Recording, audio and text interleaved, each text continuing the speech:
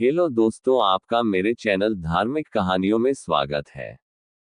भगवान की पूजा में भावना और श्रद्धा का महत्व सोने और चांदी से ज्यादा होता है। इस बात को अत्यंत खूबसूरत तरीके से समझाने हेतु श्री कृष्ण और उनकी दो बीवियों रुक्मणी और सत्यभामा से संबंधित एक बहुत ही अच्छी पौराणिक कथा है। भगवान श्री कृष्ण की पत्नी सत्यभामा के मन में एक दिन बहुत ही अजीब सा विचार आया। वो हठ करने लगी कि श्री कृष्ण जी को अपने गहनों से तोलेंगी। श्री कृष्ण जी को जब ये बात पता चली तो वे सत्यभामा से कुछ बोले नहीं, बस मंद मंद मुस्कुराने लगे। सत्यभामा अपने ढेर सारे जेवर ले आईं। पलड़े के एक तरफ उन्होंने भगवान को बैठा दिया और दूसरी तरफ अपने जेवर रखने लगी। लेकिन पलड़ा अभी भगवान की तरफ ही झुका था। सत्यभामा के पास जेवरों की कोई कमी तो थी नहीं, वो जाकर और ढेर सारे जेवर ले आई, लेकिन पलड़ा जरा भी नहीं हिला।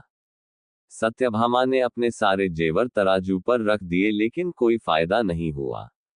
अंत में वह थक कर बैठ गईं। तभी वहां रुक्मणी का आगमन हुआ। सत्यभामा ने उन्हें सारी बात कह सुनाई।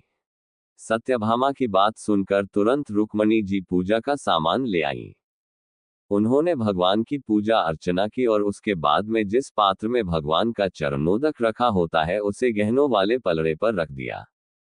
देखते ही देखते पलड़ा झुकने लगा और भगवान का पलड़ा ऊपर उठ गया। सत्यभामा हैरानी से सब कुछ देख रही थी। उसको समझ नहीं आ रहा था कि जो पलड़ा उनके इतने सारे गहनों से नहीं झुका वो एक हल्के से पात्र से कैसे झुक गया। वे रुक्मणी से इसका कारण पूछने लगी। तभी नारद मुनि भ्रमण करते हुए वहां पहुंच गए। सत्यभामा की परेशानी समझकर वे इसका कारण उन्हें बताने लगे। नारद जी बोले, भगवान की पूजा में महत्व सोने चांदी के गहनों का नहीं होता, बल्कि सच्ची भावना और श्रद्धा का होता है। रुक्मणी ने अत्यंत प्रेम से भगवान का पूजन किया, जिससे उनकी श्रद्धा और भक्ति की ताकत चरणोदक में समा गई। जब रुक्मणी ने वह पात्र तराजू पर रखा तो उनकी भक्ति की ताकत से पलड़ा नीचे चला गया। ईश्वर को सिर्फ सच्चे प्रेम, श्रद्धा और भक्ति की भावना से ही पाया जा सकता है। सोने चांदी और रुपए पैसों का भगवान की नजर में कोई मोल नहीं होता।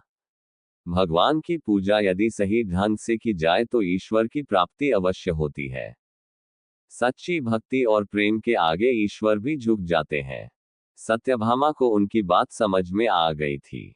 इस पौराणिक कथा के माध्यम से हमें यही सीख मिलती है कि अगर भगवान के करीब रहना है या ईश्वर को प्राप्त करना है तो सोना चांदी और पैसा जैसी भौतिकवादी चीजों को भूलकर अपने मन में श्रद्धा का भाव उत्पन्न करे। यही एकमात्र मार्ग है सच्ची भक्ति और ईश्वर को पाने का। ऐसी ही धार्मिक कहानियों के लिए मेरे चैनल को सब्सक्राइब करें, लाइक और शेयर करें। राधे राधे।